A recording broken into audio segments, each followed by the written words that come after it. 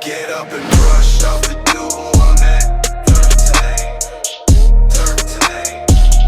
Turf today. Cut it and roll that dew on that turf today. Turf today. Turf today. Set up, they about to come through on that turf today. Turf today.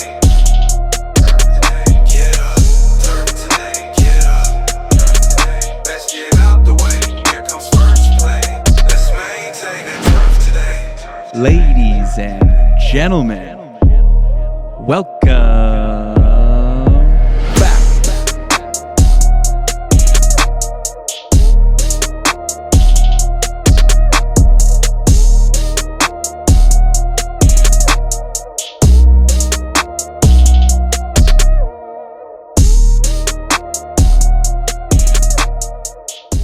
If you're serious about turf, you're serious about your equipment. The Toro LTX is built to keep up with your day. Fast, efficient, and ready to perform. From your first pass to the final detail, it delivers the consistency you need without slowing you down. That's the Toro difference. Step up your game with the Toro LTX because great turf doesn't happen by accident. You're rocking the Super Scratch hat today. Going Super Scratch, gonna suck up to our guest. Yeah, we'll definitely be talking to him about that because that's a big one. Yeah, got to get my game ready. I got to play, and they're doing a little partner day on Wednesday, so the day before the actual Super Scratch Invitational. So I'm gonna go out and play in their partner scramble with a couple guys and Nice. have a little fun. Yeah, It's good that they do that. It's like having a little pro-am before a real tournament. It is. Yeah, they put on a great event. That invitational event is fantastic. They'll like I said, so Wednesday is kind of the partner day, and so some of the corporate partners get paired up with a couple superintendents and do a little scramble over at Liberty Hill, which is one of the Union League courses in Philly. And then Wednesday night they do a great reception where the players will come in, so the amateurs and superintendents, and they've got a guest speaker. They do a guest speaker every year. I think last year was Darren Brevard from the USGA. This year is Tyler Ray, golf course architect. They do a great event. And then Thursday is the big golf invitational where they raise a ton of money for student scholarships. So I think talking to one of their board members, they're planning to give away $150,000 this year. Wow. So yeah, That's a big one. it's a big deal. So can't wait to talk to our friend Scott Bordner, who's coming on here today, about it and talk about the evolution of that, because it's pretty impressive how that thing's been able to grow the last couple of years, and mutual partners with Toro. Toro is one of their big supporters. I think it started out, they gave maybe $2,000, $5,000, I don't know, something small their very first year, which was only 5 years ago. And now they're giving away $150,000 and getting ready Crazy. to expand all over the country. So yeah, it's awesome. I'm pumped. It's one of those, the We Won Foundation and Super Scratch are the two that I really hang my hat on as far as industry organizations that really do a lot of good for this profession and ultimately the people in the profession. The We Won giving money to the people that need money for because of medical reasons, and then Super Scratch obviously looking to get more people into the industry by giving away some scholarship money. So some great things being done to support the people. I think the Super Scratch is so cool how you have the tournament and you have the foundation. You're able to raise so much money, raise so much awareness, help these kids out going to school. And then you have this tournament, which is also, I think you qualify for it. So they have qualifying events and then you get to go to the actual invitational. They're starting to do that. So they had their first event outside of Philadelphia. They had it back in March out at PGA West. Nice. And that served as a qualifier. So I think a couple teams, the top 5 teams, maybe earned a spot into the invitational. Next year, though, is when they're going to start They're expanding, I think, to 4 or 5 events, I think, on the calendar right now. And I believe those are going to be kind of qualifiers into the invitational. So the invitational just started out. And then I'll backtrack. My favorite thing about the Super Scratch Foundation is that it is driven by club members. It's driven from outside of our industry, which is something we've needed for a very long time. So amateur golfers were looking to, and we'll dive into it more with Scott here, but amateur golfers were looking for a new competition. And I don't know how exactly it came about, but basically they created an event where a top amateur player partnered with their golf course superintendent. They did this invitational at Huntington Valley, and it became Super Scratch. And ultimately, what it did was helped raise awareness for the need for people in getting into turf grass maintenance. Most average club members have no clue that there's a shortage of people looking to get into this industry, that turf programs have been decreasing or were decreasing in enrollment for a very long time.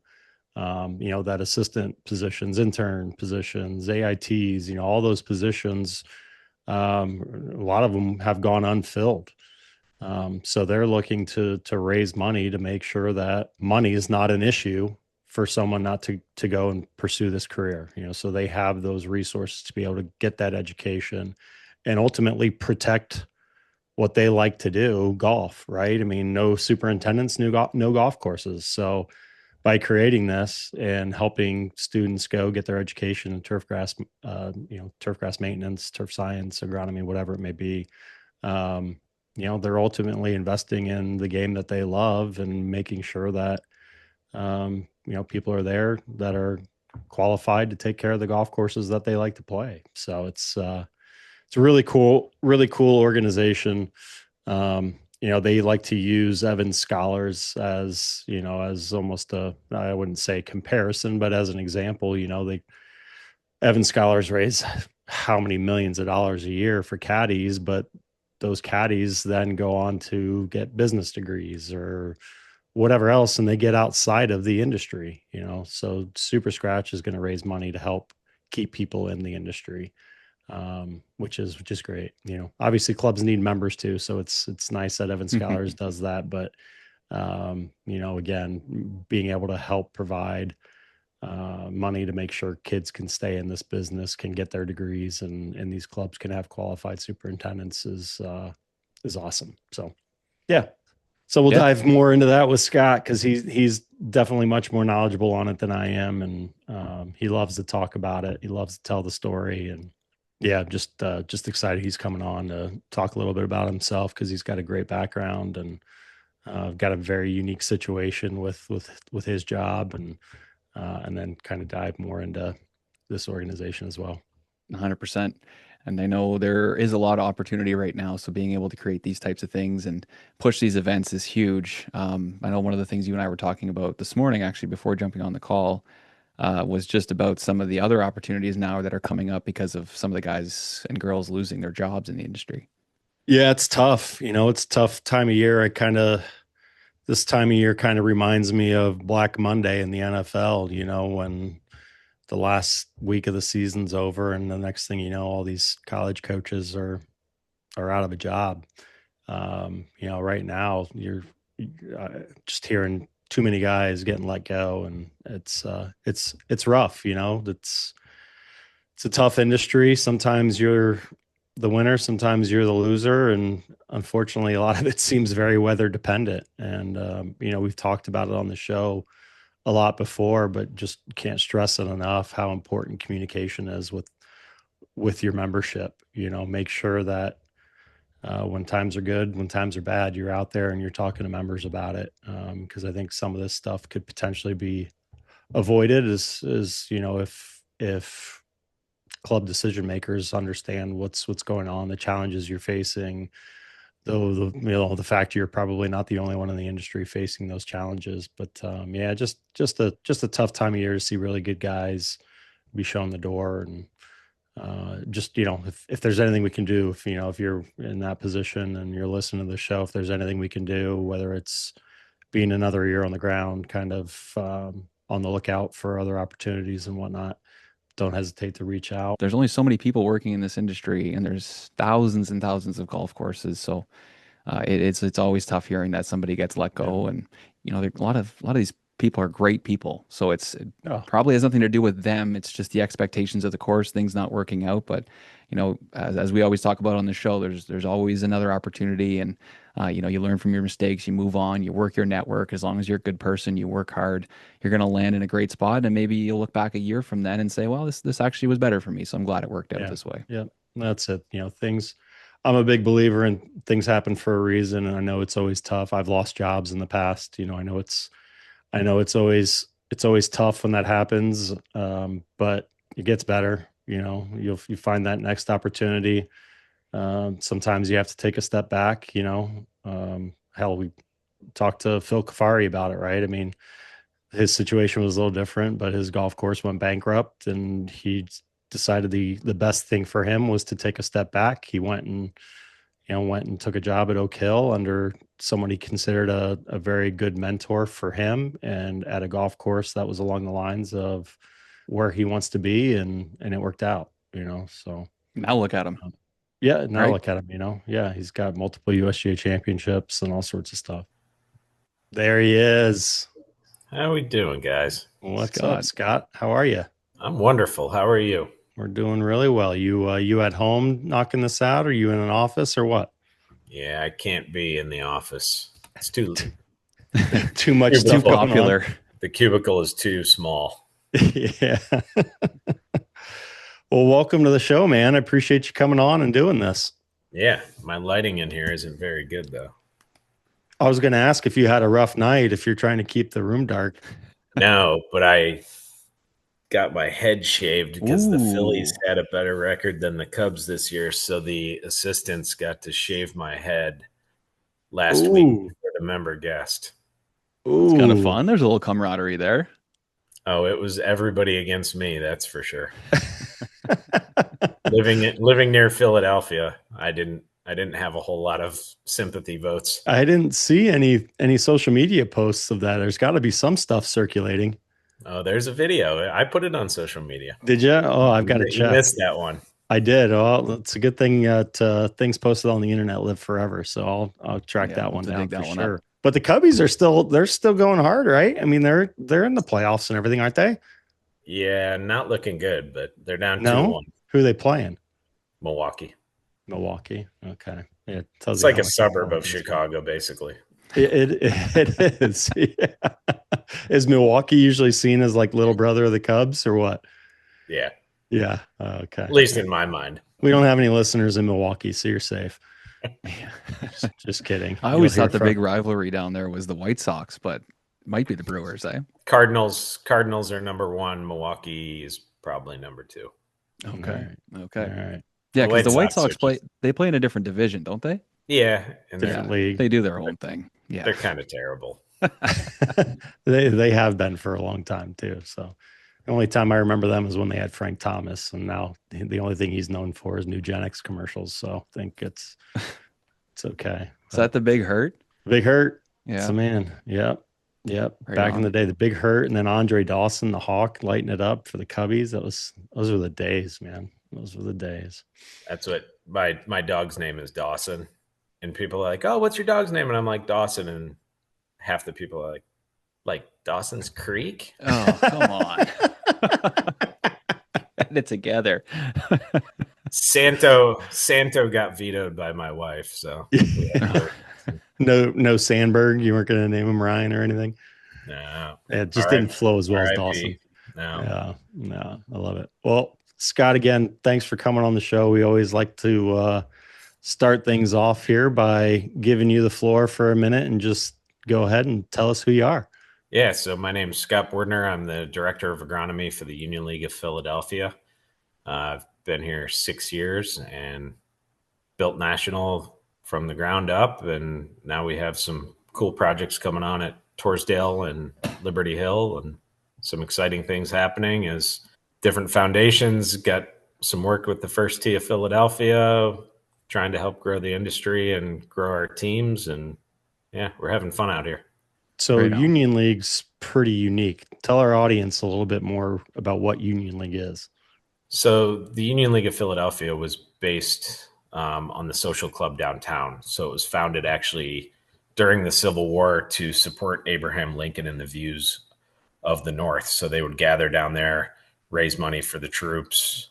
They were doing training and just trying to spread the word about what the Union was doing. So there's a Union League of Chicago, there's a Union League of New York. There was different ones in different cities throughout the North. And when the war ended, they kept it as a social club downtown. 10 years ago now, they bought Torresdale as the Union League was expanding. They wanted to offer golf. That was a success. So then they bought Sand Barons Golf Course, which is a 27-hole facility where a lot of people have shore homes down at the beach. That's been a success. So then they bought another one out in the suburbs of Philadelphia. So now the three kind of combine for us to have, if you're, Torresdale is an old Donald Ross in the Northeast. So if you're downtown and you're an executive or young business person, that kind of is that hub. It's like a Beverly of Chicago. It's the place where people will go really play classic golf. Then as they move out to the suburbs, have a family, we have Liberty Hill out there. We're getting ready to build a ballroom there and a resort style pool. And then when they have a shore house, there's Union League National down at the beach. So it's different than most standard simple golf clubs, and a lot of moving parts between the three. Yeah, I was going to say, I mean, you're not a typical director of agronomy or something like that. You're more of like a regional agronomist. I mean, because you've got a lot of space between your golf courses. Yeah, it's busy.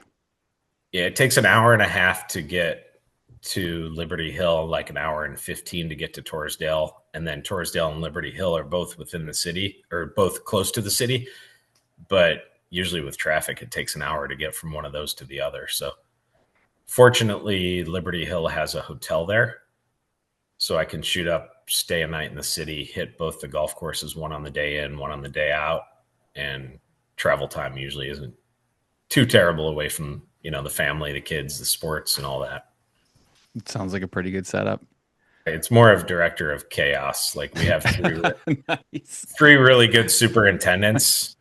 And so I don't have to mess with the day-to-day, spray sheet scheduling. It's how can we get the projects aligned? How can we get those in the timeline we need to best serve the membership? What infrastructure changes do we need to have in place as they look at acquiring new properties? Like they bought a bar down in Avalon last year, and all of a sudden we had to zip down there with our team and do the landscaping and fencing. And so those superintendents, Pat's down at National, he takes on extra projects all the time.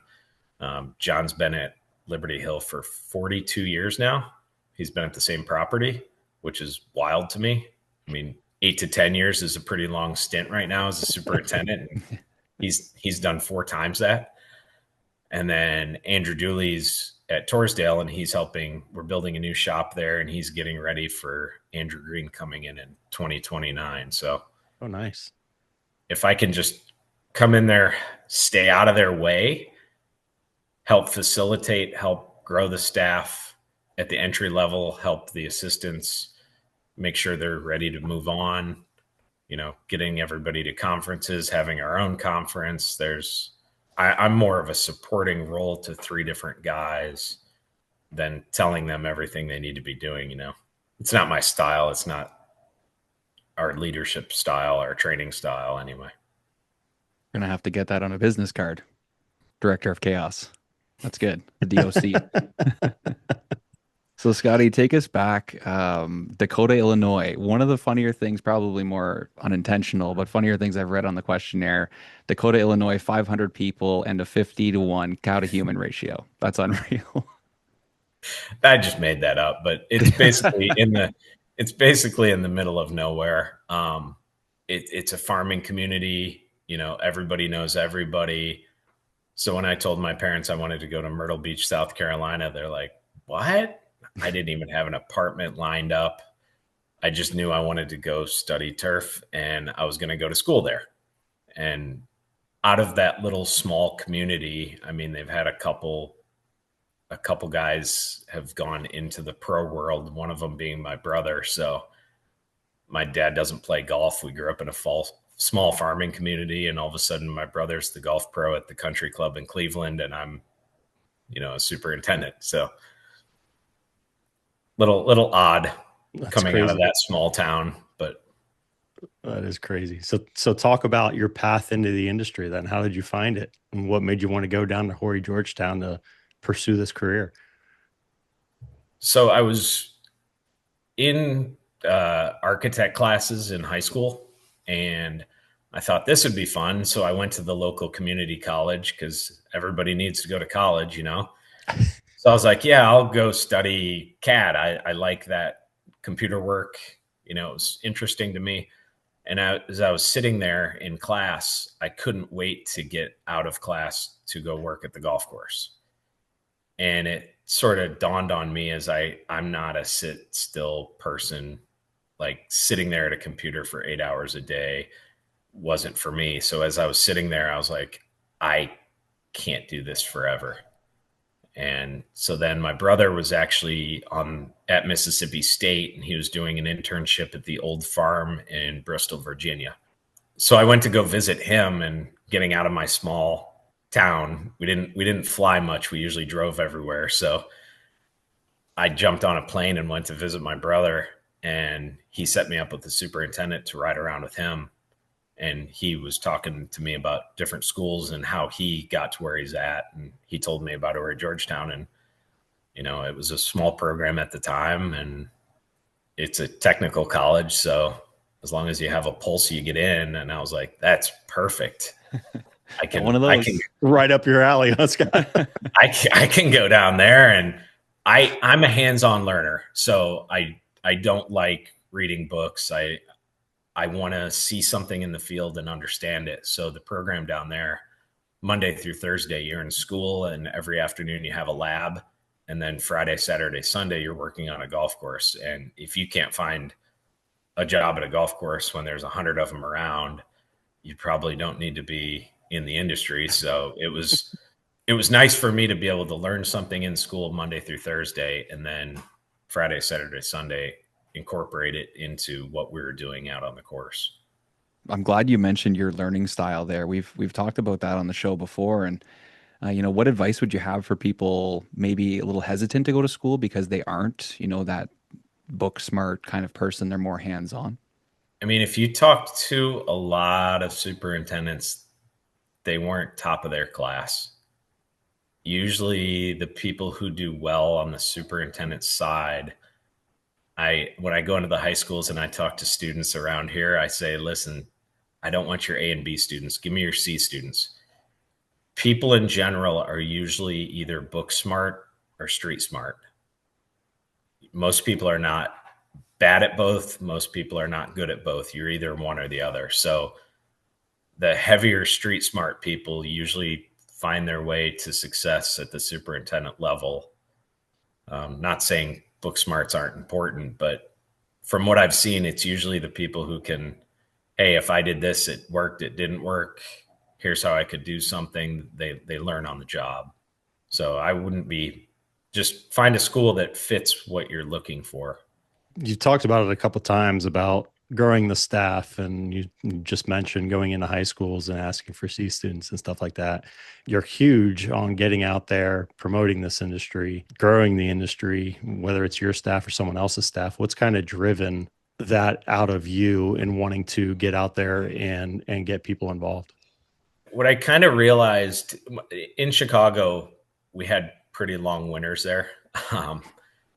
So we were trying to find staff, and we were putting ads out in gyms. We went to local fire stations and just told them about the career. And there was a program there that they were doing a Shark Tank program, and they needed some teachers or people in the professional world to kind of help them. And so we would go in and help these kids develop these Shark Tank ideas and bring them to market. And I volunteered to do that. And I really got to be in the school and talk to some of the students. And we ended up hiring some of them. And all of a sudden I was like, they're not going to find us on Indeed. They're not going to find us.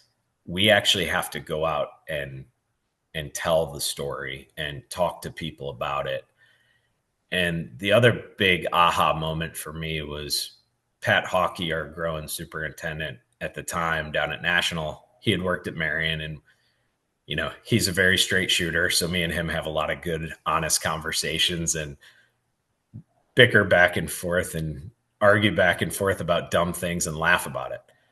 And we have that kind of relationship that we get along well. And he came in the office the one day and he's like, why do the assistants not come in with a solution? They're always coming to me with a problem. And as I was sitting there, they were talking about the Super Scratch Foundation. And I was like, I don't know if I have time to go up to that. We have a lot going on. And I was like, you know what?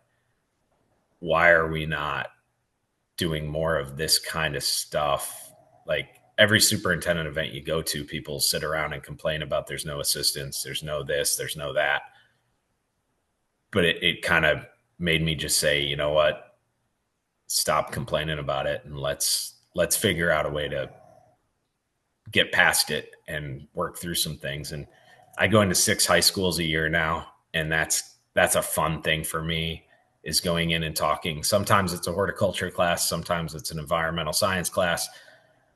I told them, I said, any students you can put me in front of, I don't care who it is. I just want to talk to them about how do you go about finding something you enjoy doing, whether it's turf, whether it's, the first couple of times I did it, I went in and probably bored those kids to death talking about details of turf. And what I found is if you just go in there and talk to them about what aspects of their summer job do they like and how they could take those aspects of their summer job and find something that they enjoy. Is it being around people? Is it math aspects? Even if it's writing up tickets for a restaurant and giving people change and the interaction of walking up to a table, or do you want to be the person in the back stocking shelves? Do you want to be the kid that's just helping at a local community center? Usually people want to give back, be outside, or they find a profession based on someone that they know that did that. And I just feel like we need more as a society. I feel like we need more training at that level. So if I can go in and talk to the students about how do you go about finding that thing that you enjoy, and then once you do find it, go at it 100%. Talk about some of the success rates that you've had going into the high schools and stuff like that over the years. I was actually talking to Craig not too long ago, because out at Chicago Golf Club, he had a couple of those people that when I hired them, they were sophomores in high school, and then I left, and they ended up getting into turf after I left. And you see, there's 2 kids that I helped get caddy jobs at Chicago Golf Club. One of them's down in the PGM school, and one of them just played in the Junior Ryder Cup. So just being able to open kids' eyes, whether it's turf or outside of turf, just to the golf industry in general, to me, is they're not going to magically find us.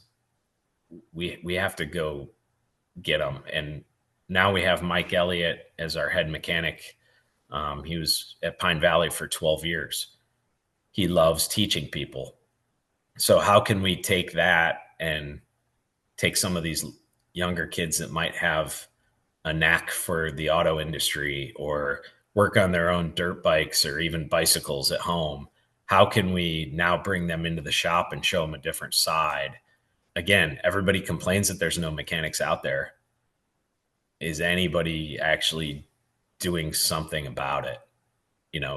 I'm still shocked that the associations, the universities, there's not a heavier equipment managers training program. There was a couple and they faded away. I'm surprised that we haven't brought those back. You invest a lot. I mean, you not only do you go out there and look for students to bring in and train them up or whatever, but you do a lot of I guess improvement classes, self-improvement and stuff like that for your own team, including that winter seminar. Talk about some of the things you do to empower your staff and to help them grow as individuals and professionals. When we bought Liberty Hill, it used to be the Ace Club in Philadelphia, and there's a 125 bedroom hotel and 30 conference rooms. So I'm spoiled in that regard. We can say, hey, we can host our own turf conference, but a lot of the conferences you go to, you have to get credits for pesticides, like licenses and all that. And you have to get X amount of continuing education. I wanted to focus more on leadership and development. So when you come in there, it's our mechanics, it's our horticulturists, it's our assistants, it's our superintendents. And we actually let the assistants put it on, and I was like, what do you want to learn about? And I'm gonna force you to do some leadership things, but other than that, what can the entire group benefit from, and how can we bring all of our employees together? And then we invite other golf courses near us. And it's always funny too, because I think last year we had, a couple public golf courses right down the road. And then you have a Marion or an Agronomic or a Saucon Valley, like the big clubs. And then you get middle of the road, and you want to hear all aspects. You want to open our employees' eyes to different aspects of the industry that are out there, let them network with all sorts of different type of people. And I think that understanding of what a public golf course goes through that doesn't have the budget, and then resort courses and low end private, to me, is still the hardest job out there. They have the expectations of every private club because a member first got in there, but they don't have the resources that the bigger clubs do. So you're still in the gauntlet of having a board or committee, but don't have the resources that the bigger clubs do. I still think that's the toughest road, superintendent wise. That's certainly got to be difficult. Scott, I quickly just wanted to go back to you, going into schools and talking to kids and stuff. And it's great to hear there's some success both with turf and other things. But when we are talking about the turf industry, I'd love to know what the pushback is when you talk to kids about what we do. Is it the early mornings, the pay, the stigma? Like, what is it? The pay really doesn't come up, to be honest with you. Most summer jobs for a high school kid pay about the same. They're not. They want to know what the placement is, how easy it is to find a job. The hours, that's where people's eyes are like, yes or no. Because either you're a morning person or you're not. Right. And some of that, yeah, you get some pushback. We started a program with the First Tee of Philadelphia. We ran it through this year, and it was just, again, my brain driving from course to course doesn't shut off. So I was like, why do all these kids get into caddying? Why does every first tee of, doesn't matter, San Antonio, Kansas City, Chicago, first tee of everything, they send kids to caddy? Whether they know anything about golf, have any understanding of what they're doing, let's go make you a caddy. And it clicked to me. I'm like, they have 1,000 people in their database. If we can't help recruit at that level, when you have 1,000 people getting the message, there's got to be a few of them that would say, wow, I would rather be outside. I'm not good at school. I learn better hands-on experience. So the First Tee of Philadelphia has been great. They had a 2-day training program that they ran at their one golf course. We had 4 students come out of it. We went to the local association, to different superintendents, and just said, hey, can you take on a student?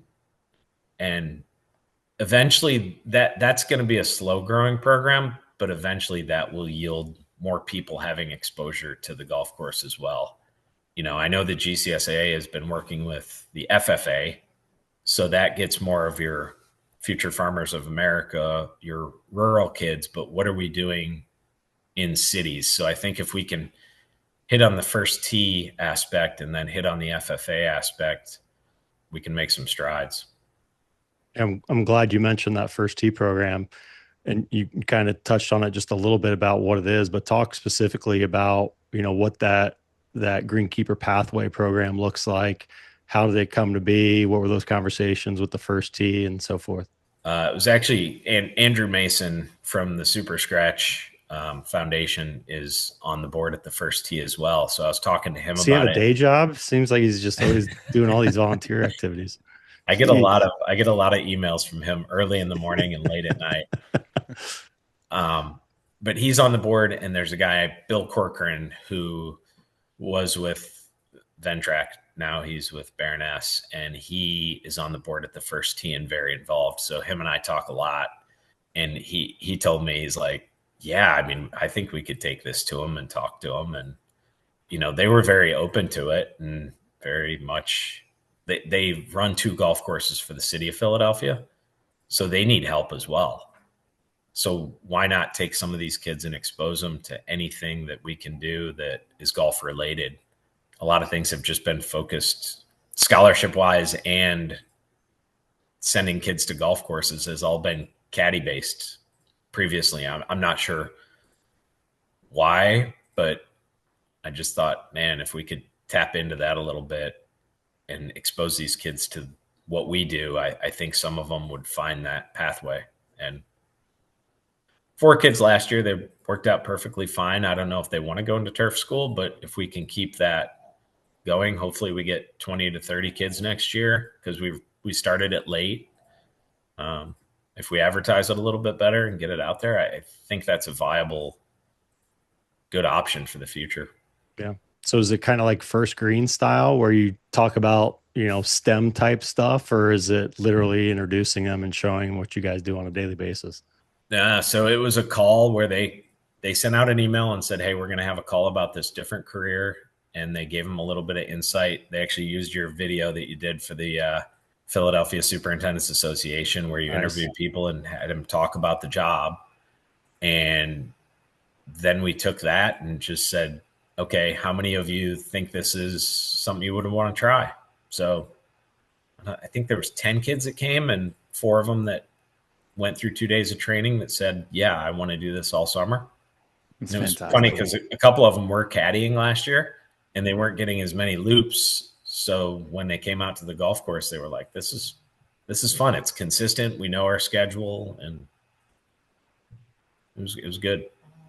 It's still great getting people into the game, but I do think it's a little silly to say you don't understand the game, but we're going to teach you to be a caddy. Like, it's like saying you're going to referee this basketball game, even though you don't know the rules.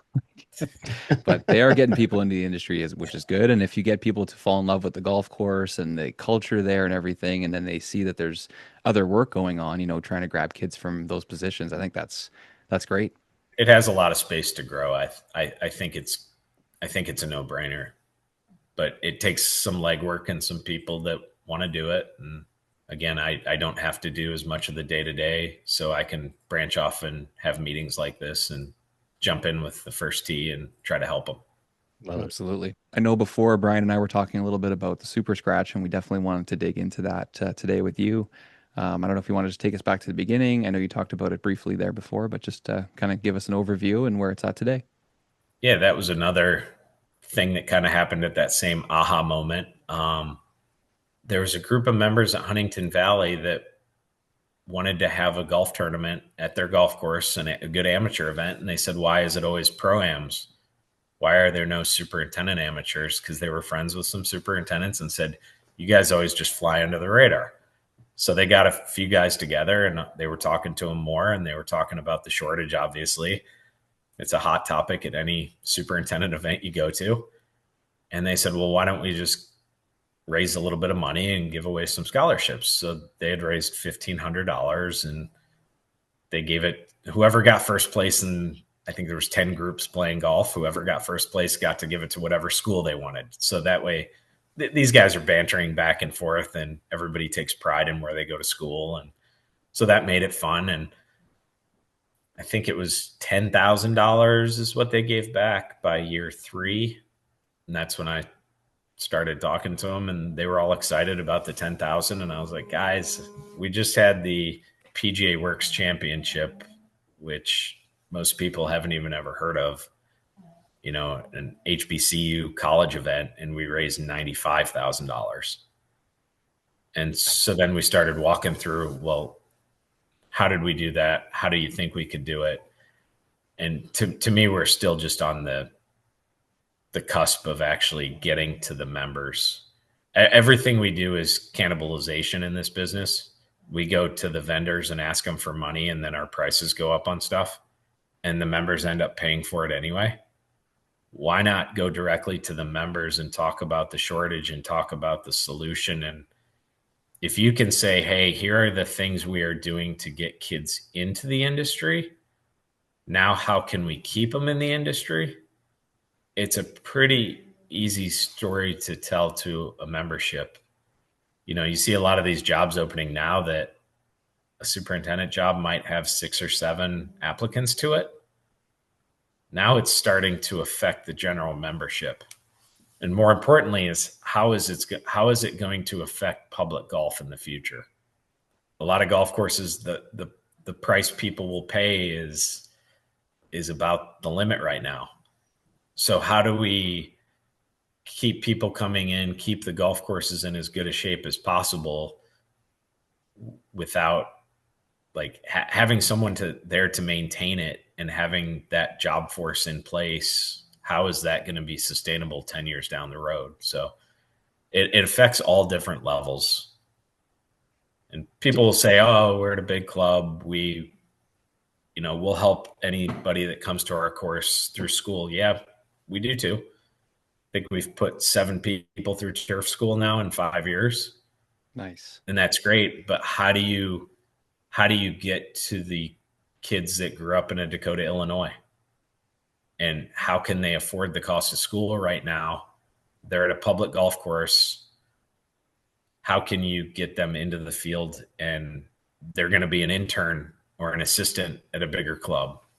If you talk to, I would say 75% of superintendents, if not higher, I'd be interested if you sent out a poll, how many of you worked at high-level private clubs as your first job? How many of you was that your intro to the industry? You're right. It's very, very few. Everybody that I know started at a place where there was a superintendent. He might have had one assistant, and they relied heavily on the younger workforce to do jobs other than raking bunkers and weed eat and the monotonous work. And once you felt that empowerment and somebody gave you, you knew your responsibility was very important, you took ownership of it even more, and you grew as a person and your confidence level grew. And that's when you said, hey, I really want to do this. Most people don't walk into a course with 6 assistants, 5 interns, and flourish and say, wow, I really want to go to turf school, percentage wise. Going to the clubs, you mentioned it's, raising awareness on the membership side of things. How have you seen Super Scratch Foundation, deliver that awareness to the clubs in the area? So we've had a couple courses, Lanark right down the road from Marion. Brendan Byrne is the GM there. He was the superintendent there for a long time. He really started the take it to the whole club instead of just, hey, each club will donate a little bit of money. He's the one that actually went to the membership and said, hey, they donated $10 a member. So they donated the cost of a beer, and it was $5,500, $6,000. If you had 10 clubs in each major metropolitan area do that, you'd have $1 million. It adds up. There's you'd be able to fund most of the kids in turf programs across the US in some capacity. So another Rolling Green came to us and said, "Hey, we want to give $1 per cart round." You know, that's a good little chunk of money, and $1 per cart round doesn't hit people's wallets hard. It's just, how can you raise awareness? People at clubs need tax write-offs, and when you look at the amount that is donated to caddy scholarships, the Jaywood Platt and the Evans, I mean, a lot of these clubs are donating a couple $100,000 each through their members to these foundations. And those things are great. There's a lot of kids that those programs have helped out a lot, but a lot of those kids are getting out of golf. You know, there's some that are going the golf pro route. There might be some superintendents in there too. When you talk about what we're doing and how it's going to help their golf courses be sustainable in the future, it's a pretty easy message to send. You mentioned Andrew Mason earlier. When you have those conversations with a guy like Andrew Mason or some of those other club members, you know, before you have that conversation with them, how aware and then how shocked are they to hear about the shortage and some of the issues that you guys are dealing with? Usually people do not understand the shortage. And a lot of that is superintendents, our industry in general. We are very good at, when there's a problem, we'll put our heads down and work and overcome it. And you'll rally the troops that you have and you'll find a way to get it done. We're not as good at communicating. We're not as front facing as, you know, general managers and golf pros. And so we tend to just figure out a way. But once you stop and actually start talking to green committees and membership in general about it, people want to help. They have a lot of pride in their own golf course. They have a lot of pride in the industry. It's just hard because usually the membership doesn't know what you do for a living. They know what you produce, but there's not a lot of good conversations that are had while someone is out playing golf. They usually don't have time to talk about a whole lot because they're trying to, you know, pace of play. So can you catch them outside of that and have a good conversation with them? But when you go too far into detail about what you do for a living, it loses people anyway. So this is one of those easy conversations that you can talk about the shortage and talk about the solution, and people want to help once they know. So, Scott, you're starting to see some of these younger people or people that are new to the industry coming in. Are there some good qualities you're starting to see, or some things you really like when you see some of these up and comers? I like how tech savvy they are. Like, I pick up on things and have them help us with stuff. And people will say the younger generation doesn't want to work. And honestly, it's complete BS. We have people that'll grind 70, 80 hours with us when we need to. They don't want to do a job. I feel like at least my generation, I'm older than you probably, but my generation, we didn't care what the job was. They want to feel a little more important about the job that they're doing because they want to post pictures of it on social media and they want to brag to their friends about it, which it's perfectly fine. We needed a creek bank, and when we got done with it, we'd start on the other side of the creek bank. And that was my intro to golf. I think with cell phones and technology, I think their minds just think differently and the attention span isn't there. So I think changing up jobs and exposing them to new things gets them more excited than anything else. So as long as you understand their generation and what their goals to success are and having conversations with them, I think there's a lot of good young people coming up in the ranks, and it's exciting to see that kind of change. Back to Super Scratch for a minute. You know, you talked about the growth, and started out just giving 1,500, that first year, and now kind of projected to give about 150,000 this year.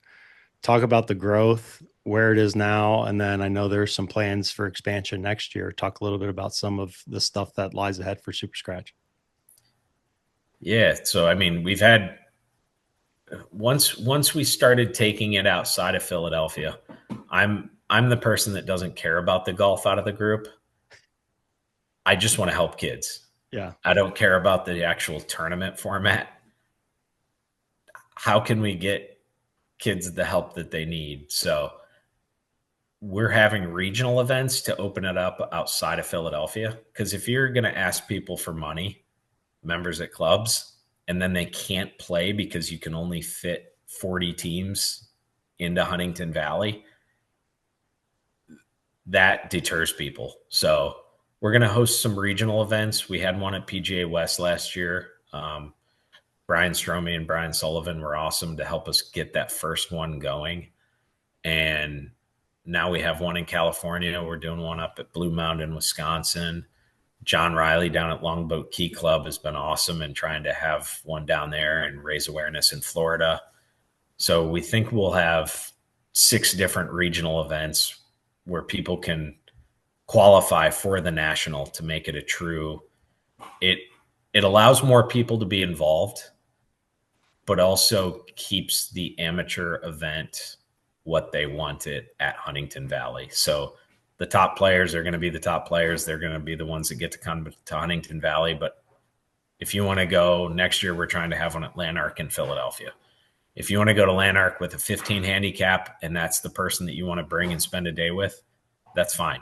You're just not going to go to the championship, but you can still come out and enjoy a day of golf with that person, with that member at the club that you wanted to, and be around all the other superintendents and members at a club. So that growth has been huge.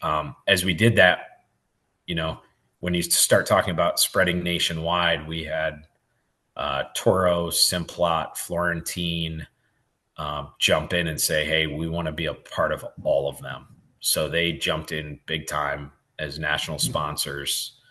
All 3 companies have been jumped in headfirst with us. And we said, listen, we're a bunch of volunteers trying to get this out there. Eventually we want to hire somebody to run it and be a little more tidy and communicative with the people that are playing. But right now, I mean, I sit at my computer at 9-10 o'clock at night trying to get out emails for the foundation. Like, we're doing this on our own time when we can. I think it would be, it's going to be a lot better organized in the future. And we all know we're going to get there. But right now it's, how can we get kids into turf immediately? How can we help students? How can we grow the industry, grow the game?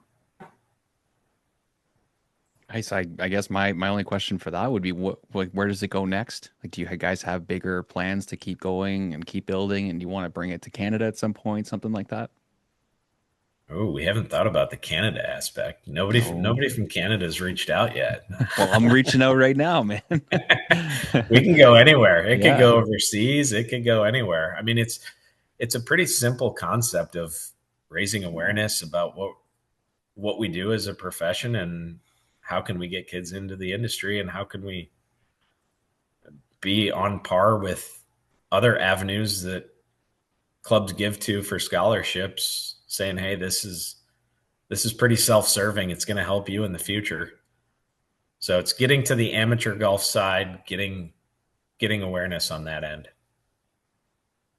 Yeah, it's awesome. I can't wait to get out there next week. It's going to be a lot of fun. I was there in Philly last year for the event, and then obviously at PGA West, and just such a cool gathering of superintendents plus the amateurs, and you guys have done a phenomenal job. So can't wait to get out there next week and be a part of it. So talk, if you could. I know you guys have had obviously have helped a lot of people through Super Scratch recently. Just talk about kind of how you guys go about allocating funds, what you're looking for in your scholarship recipients then. So it gets a little tough again with nobody running the association or the foundation. That's a problem. It gets a little challenging. Like, how much time do you put into finding the right person, and how do you judged just by a paper who needs help. So many times we reach out to the university. The professors are all tied in and tight knit like we are, and you have good relationships with them. So you say, hey, help kids that you know are going to be in the industry, number one. Help kids that give some merit based, because those are the kids that are going to rise to the top if they're the hardest workers to get. You can usually tell who's going to be successful in the business at a young age, and then give some based on need. I mean, we've had 2 years in a row now, we've had professors reach out and say, hey, this student was with us the last 2 years. They just lost a parent. And those calls hit home hard. So you're like, you think you have a tough day, and these kids just lost a mom or dad, and their income just went down significantly. That day of giving the student a scholarship this year, Toro jumped in right away and said, hey, we'll give our $5,000 scholarship that we get to donate right to the student that just lost, their dad. And that was the most rewarding day of my year. Had nothing to do with anything we did out on a golf course. We got to jump on a phone call with a kid who had just lost his dad and say, hey, we're giving you $5,000 to help with school next year. That's incredible. So that kind of stuff, we like doing those more when we know somebody is really in need. But just when you're talking about giving away $150,000 to 15 different schools, I think that's a hard thing administratively to do. We sent out an application process, and I didn't realize how many students were on Penn State Worldwide campus. There's 400. It's There's a lot. 400. So since it was my bright idea to make it a scholarship process, I volunteered to go through all of the applicants and get a baseline down to send out to a committee that we had formed, so they weren't trying to shuffle through every one of them. But there was anybody who sent something in, I at least wanted to have a connection with them and write back to them. But that process takes a lot of time when there's 400 students. And I mean, not all of them applied, but I bet we had 60 or 70 from that one. We were giving away two $2,500 scholarships. But it's cool when you start to read people's stories and you start to connect with them and you start to understand what different people are going through, and how you can help and be a part of it is rewarding from my standpoint. It's got to be tough to decide on two winners when you have that many applicants and probably that many people that, deserve to be there. It was hard, but that's why it was good for me. They had a grading scale of 1 to 10 in different categories, and I just sent it along to them and said, give me your feedback. There you go. Delegation on that one helped. I did heavy lifting on the front, but middle of it, I had other people that were just, hey, grade these and tell me what you think. Team effort. Big flash of lightning just went by, so we'll do our lightning round presented by Flash Weather AI. Your heads up before the skies light up. Just a few quick ones here for you, Scott. If you could remove one pest from turfgrass, what would it be? Annual bluegrass weevil. The weevil. Just because they started eating bent grass. If they only ate POA, I'd be okay with them. But once they eat bent, they're on my crap list. Fair enough. Do you usually hire for skill or attitude? Attitude, 100%. Yeah, that's big in our industry. What do you find motivates your crew or team more, feedback or food? Oh, I think those are equally as good. I'm a big fan of filling the freezer with ice cream on summer days. You can fit about 20 boxes of ice cream from Dollar General or Aldi that doesn't break the bank, and they will come in and eat it first thing in the morning. You see a guy at 4:30 in the morning eating ice cream. How many people have you ever seen in your whole life that are angry eating ice cream? Yeah, it doesn't happen. Zero. That time of day. I'm laughing because I've seen it happen. I can picture the guy sucking on the big freezy during the morning meeting. Just like, God. All right. Would you rather grind through a hard tournament week or a hard renovation week? I don't know if there is a hard tournament week other than if it rains. The week before the tournament is probably worse than anything. Yeah, could be. Renovation is tough, but it's so much fun. So it depends on what you're doing. Yeah, I it's true. that one's a hard one That's a because tough one. we were just out at the Walker Cup, and grinding at the Walker Cup isn't a bad thing. You guys are grinding off the course there. You almost fell into the Pacific Ocean. It was close.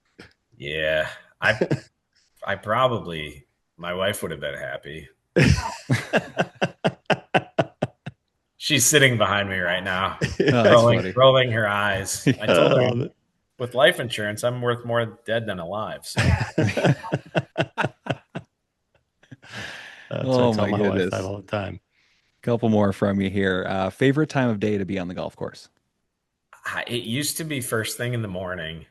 Um, Now I think it's late at night. I'll take my kids out and we'll play golf late at night. And we live right on the golf course. So sunsets on the golf course are, I used to think sunrises. And now that you get to spend them with your kids out on the golf course, I think sunsets. Love it. Last one here. If you weren't working in turf, what would you be doing? Probably an OnlyFans model. Are you See, feet or Most hands? likely. Feet or hands? Got the bald head and everything. Yeah. Now, I'm sorry. I'm surprised I can't hear your wife in the Yeah. background, just She cracking up. approve or- her face just got extremely bright red. Now, I there's a funny joke behind that, but well, I won't go there. But the probably taking care of a baseball field. I'm Okay. a huge baseball fan, so ideal job would be Wrigley Field and just sit there and watch Cubs games. And Sleep at the office in Wrigley Field. Yeah, good. it's a grind. I know it's a hard schedule for those guys, but I just the ballpark is like a magical place for me. Hmm. Yeah, it does something special to you. Well, I think people maybe have gotten a sense, especially based on that last OnlyFans answer, that you tend not to take things too seriously. How important do you think that is for what you do? I During construction, I didn't realize it because at a very young age, my parents were very good about putting life in perspective.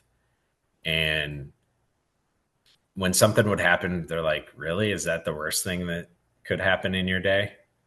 And so when you start to go through problems with that mindset, like, is that really like, does that make a bad day? Like, you're going to forget about this in 10, 15 minutes. If that's the worst thing that happens in your day, is it really a bad day? So I just think if you take yourself too seriously about what we do, we're not curing cancer. There's bigger issues in the world. When things go wrong, it's fine. How are we going to figure it out? And we had a sales rep walk in the office when we were in the middle of construction. He's like, "This is the calmest construction crew I have ever seen." I was like, "Well, I mean, you're moving earth around, you're having fun, you're watching Dana and Jason create this masterpiece out on the golf course. Like, how bad could it be? Yeah, things are going to go wrong, but it's starting to look at things from a different lens." And I think the older you get and you see problems that other people have, health wise, family wise, when something bad happens on a golf course and then you hear news about something else, you're like, yeah, that really wasn't a problem. As long as people are safe and grass, you can figure out how to get it to come back. That's a great point. Well, this has been a fantastic hour. We certainly want to be respectful of your time here. Is there anything you want us to talk about today? Anything you want to plug or mention? I think I talked plenty for that. If people want to get involved with Super Scratch, Scott, how can they get more information? Superscratchfoundation.org, or if you look in the GCSA website, look for Scott Bordner, reach out to me. Class B, highlighted in the Class B section. We won't go into that, Scott. There's a story there. Well, I guess we'll leave it alone though. Yeah, Yeah, I'm not going down that path, but yeah, yeah, yeah, just reach out. Anybody who wants to help, we love having different level courses involved, different people involved. I mean, to me, there's a lot of people who want to help in this industry, and a lot of people who give back in some form or fashion. So if you feel like this is your thing to give back in and want to be a part of it, we'd love to have you be a part of it. awesome. Well, Scott, appreciate your time. Like I said, can't wait to see you out there next week. It's going to be a great few days there for the invitational, and yeah, just appreciate everything you're doing for this industry. You're doing a lot. Yeah, I appreciate it. Appreciate you guys having me on and helping spread the word about different things that we're doing. So Yeah, man. thank you. Look forward to Yeah. seeing you. Yeah, Keep man. up the great work, Scott. We really appreciate you giving us some time today. Thank you. All right, buddy. Take care. Take care, guys. See you, Scott. I was not ready for an OnlyFans comment. That He's was a good. beauty, isn't he? That was good. He's a beauty. He said probably an OnlyFans model. That's what I love about him. I mean, we didn't even really get into too much of his path really to Union League, but I mean, he's been at some top tier clubs. I mean, before Union League, he was at Chicago Golf Club. And then you got a taste of his personality right there, especially at the end. He doesn't take things too seriously. He's obviously very good at what he does. Otherwise he wouldn't be in that position. But yeah, I mean, just that mindset of it's just grass. We're here to have fun. We're here for however many hours every week. So, let's enjoy this time. I think that says a lot for the talent he's able to get to come and work with him at Union League, and how he's able to entice other people to get involved as well. I think that attitude goes a long way for sure. Him being kind of I don't want to say hands-off leader, but he's kind of at the top and he's more of just kind of managing things. And he says, you get the right people in place and they're doing their things. It makes his job a little bit easy. But the fact that he is that type of person, he can be such a great leader without having to yell and scream or tell people what to do. It just shows, how strong that organization is. And now that he's helping with things like First Tee and Super Scratch, when you have somebody at the helm like that being able to help, it's only going to make everybody stronger, and it's only going to want more people or more people are going to want to be able to, join and help with stuff like that. So he's doing a great job. He's in a great spot. It sounds like, he's got a lot of travel time and might have some downtime and things. But when you do get to that top and you are that kind of high, you can't really be sticking your hands in too much. You just kind of got to do your thing, be a quiet leader, and lead by example and stuff. I think he's doing a great job, and that's important for us to have people like that in our industry. Yeah, absolutely. He's definitely going above and beyond to promote this business, to promote this industry, recruit as many, young talented individuals as possible. And, again, he does, like you kind of just touched on him, he does a wonderful job of empowering his team. Does that 2-day workshop every winter there at their facility at Liberty Hill. And I think, like you said, he has his assistants run it, so right there is giving them experience in organization, and putting the details and logistics together of an event, coordinating travel with speakers, just all those little ancillary tools that someone's going to need as they continue in their career.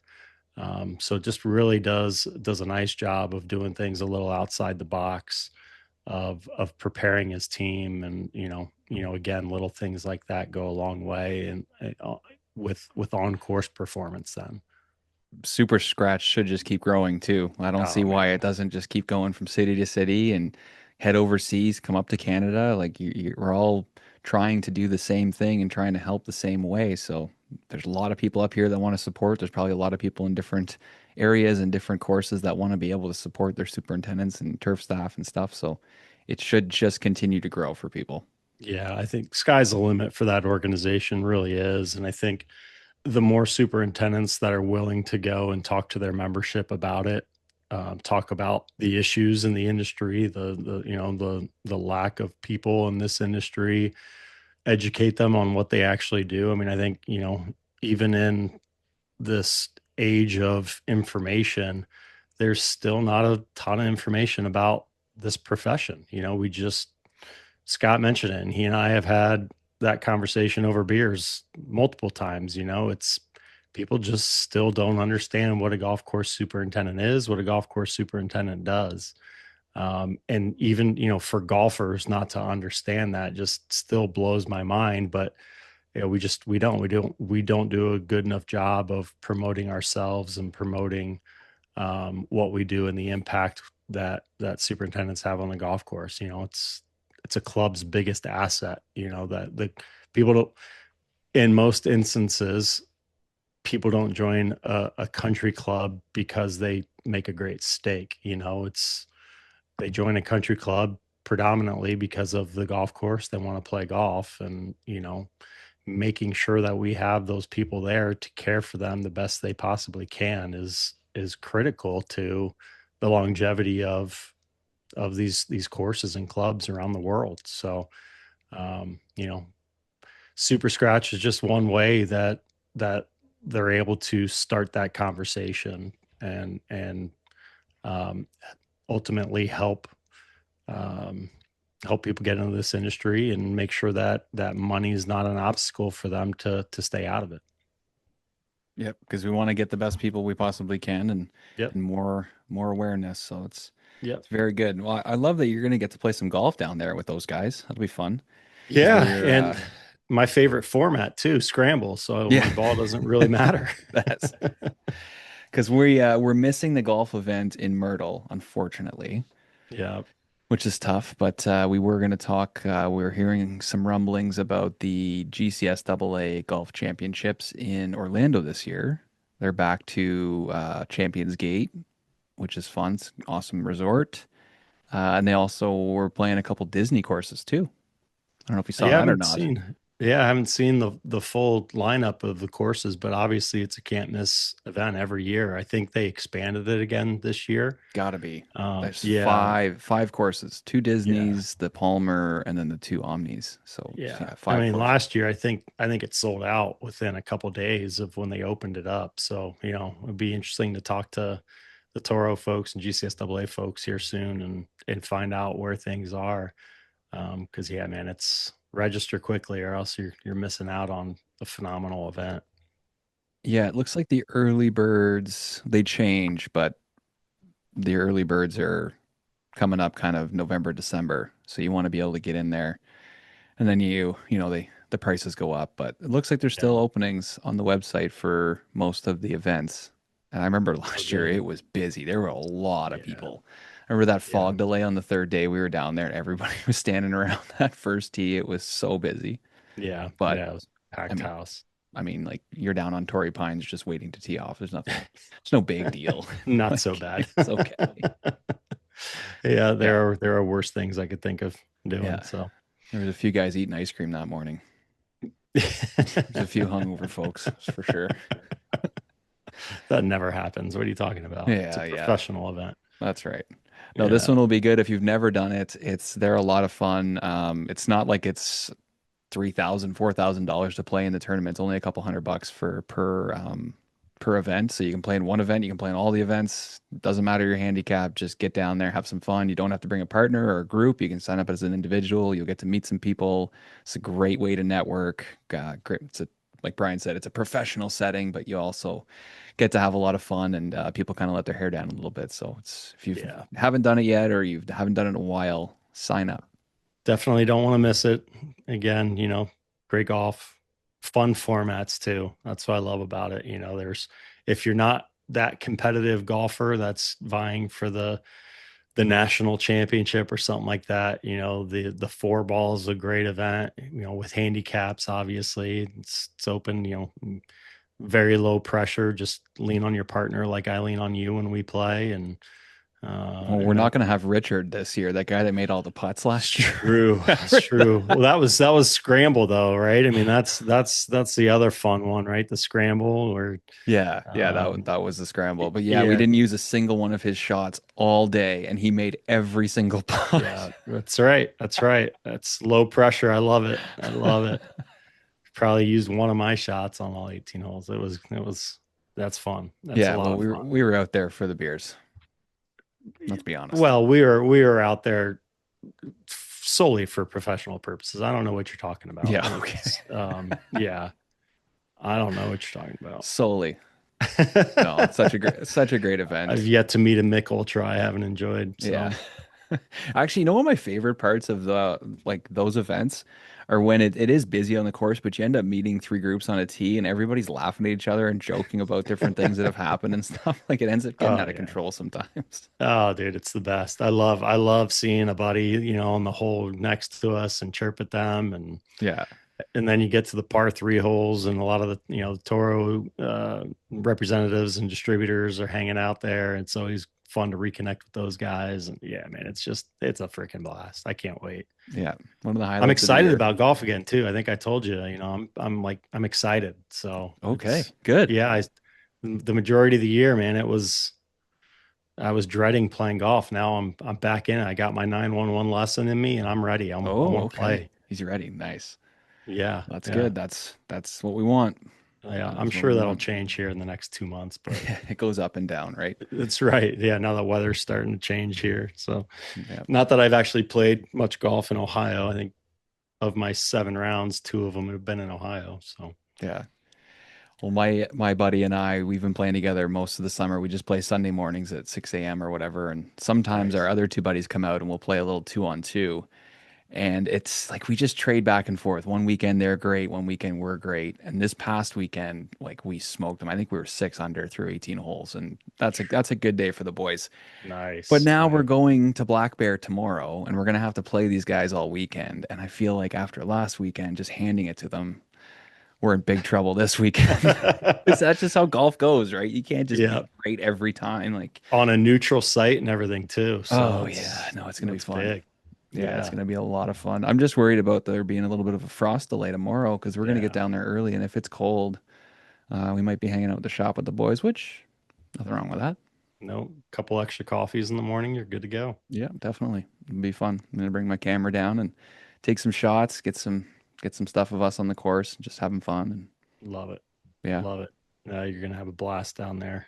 Guys it'll be trips good. are always the best. The texts came in yesterday though that the wives were starting to make comments.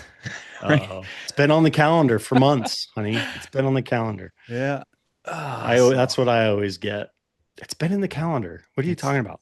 Check yeah. your calendar. And then if you don't put it in the calendar, oh Oh, boy, dude. Oh been yeah. there. Yeah. It's our lives.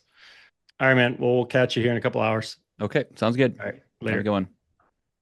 We are back with another Ask the Agronomist segment featuring PhD agronomist Tony Goldsby from the Andersons. Our question today comes in from our friend Richard through the keeper's eye. What does Dr. Tony think the most effective treatment is for wasps and ground bees that burrow in the turf and the bunkers? Well, thanks again, Adam, for having me on the show this week, and thanks again for all the great end user submissions that we're continuing to get. And this one's definitely a little tricky, right? So those stinging insects that we mentioned here are especially tricky because they don't just annoy golfers when we're out there, but potentially they can also be a real safety risk on the course, right? So, in my experience, the most effective strategy when we're dealing with stinging insects is going to be a combination of control and prevention. And you kind of already talked about it. Treatment. There's a lot of things out there where you can do spot treating with burrows. With a labeled insecticide, there's a variety of them that are going to have wasp and ground bees on there that for that type of treatment. And first step, right? Make sure that you're doing it typically during the evening, and that's when that activity is going to be the lowest. So it makes it safer for you or your crew to be out there applying these things, to make sure that you're getting those spot sprays under control. But also equally, if maybe not even more important, is really addressing the conditions that attract those kind of stinging insects to those areas of the course. And unfortunately, exposed, sandy, or compacted areas where they can dig is where they love. And I think I pretty much just described a golf bunker, right? So by design, it's going to be one of those cases where in bunkers, especially, you really want to make sure that you're doing a good job of maintaining consistent sand depth and that, moisture can be reduced as best as it can be to kind of prevent that nesting area that they want. And then again, it's going to be, obviously doing that spot treatment to kill the insect, but also making sure that you're, making a habitat in those bunkers that's a little less inviting so they don't come back and create the burrows again. But yeah, great question. And, definitely something that you want to get a handle on before you got members getting any type of insect stings and coming in with those types of issues. Nice. So I do have a follow-up question, and I think it's one that a lot of people had when you were mentioning spraying in the evening. That's not always possible sometimes. So do you think it being an early morning thing or maybe a midday thing if you're trying to plan that while you're at work? That's actually a great, follow-up question, right? Because sometimes when we think about making any type of recommendation, we don't always think about all of the things that go into, time management around the course and is that really feasible? So yes, I mean, although that's ideal, and I think, when we talk about sprays in general, especially during the evening, you tend to have less pollinators out too, right? And, when we're talking bees, right, that's obviously another big high kind of profile insect that, again, a lot of people have trouble discerning between bee types, right? So just making sure that you're out there when you can be, and again, ideally, not impacting any other pollinators that may be out, visiting other trees and things in the area. And typically, you're going to kind of see that less during the evening. Things are going to kind of be where they're going to be, and they're not going to be out flying around. But again, if that just doesn't work, and like I said, you are always time crunch, right? Like you got to manage it the way that you can, and again, I think just trying to keep your crew safe, and then ideally, the members is ultimately got to be the biggest piece in the back of your mind. So whatever time of day you can fit that into your program is going to be better than just letting them kind of rule the bunker, if you will. Awesome. Great answer. I love that. This wraps up another Ask the Agronomist segment featuring Dr. Tony Goldsby from the Andersons.